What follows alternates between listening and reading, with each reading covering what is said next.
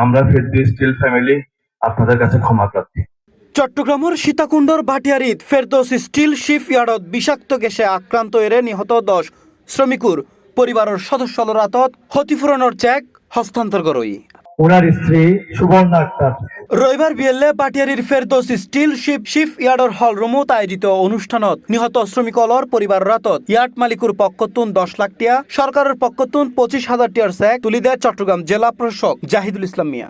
স্ত্রী সুবর্ণা আক্তার।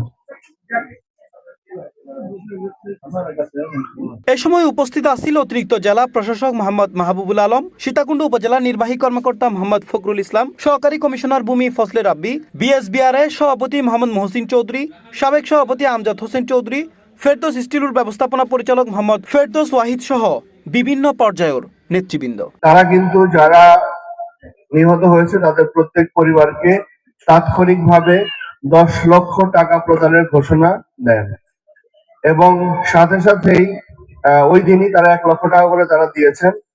এর পরবর্তীতে আমাদের আরেকজন শ্রমিক ভাই মারা গিয়েছেন হসপিটালে, তাকেও তারা 1 লক্ষ টাকা দিয়েছেন এবং 2 লক্ষ টাকা করে তাদের যে নীতিমালা আছে ইন্ডাস্ট্রিয়াল যে রুলস অনুযায়ী, সেই নীতিমালা অনুযায়ী 2 লক্ষ টাকা করে সেই মন্ত্রণালয়ের জমা দিয়েছেন, সেই টাকাও তারা পাবে।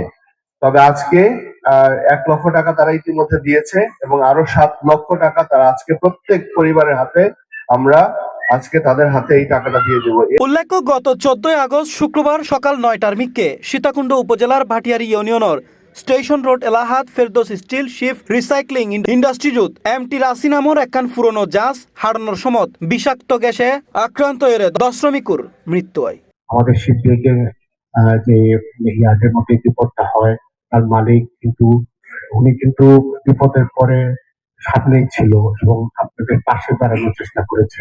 এটার ক্রেডিট আমি দিতে চাই ফেরদৌসকে। দুর্ঘটনার পর নিহত শ্রমিকলর পরিবারের পাশে তিয়াবের অংশ হিসেবে রবিবার ক্ষতিপূরণের এই চেক হস্তান্তর করা হয়। আমরা ফেরদৌস স্টিল ফ্যামিলি আপনাদের কাছে ক্ষমা প্রার্থী। আমরা আপনাদের সন্তানের মতো চট্টগ্রাম শহর থেকে অনেক দূরে এসে ব্যবসা করছি আপনাদের এলাকায়। আপনাদের এলাকায় যেরকম, এটা আমারও এলাকা, আমারও দায়বদ্ধতা রয়েছে। যতটুকু পেরেছি, আমি আমার সাধ্যে যতটুকু কুলিয়েছে, আমি ততটুকু আপনাদের পাশে দাঁড়ানোর চেষ্টা করেছি, করছি, ভবিষ্যতেও করব। C+ TV, Chittagong.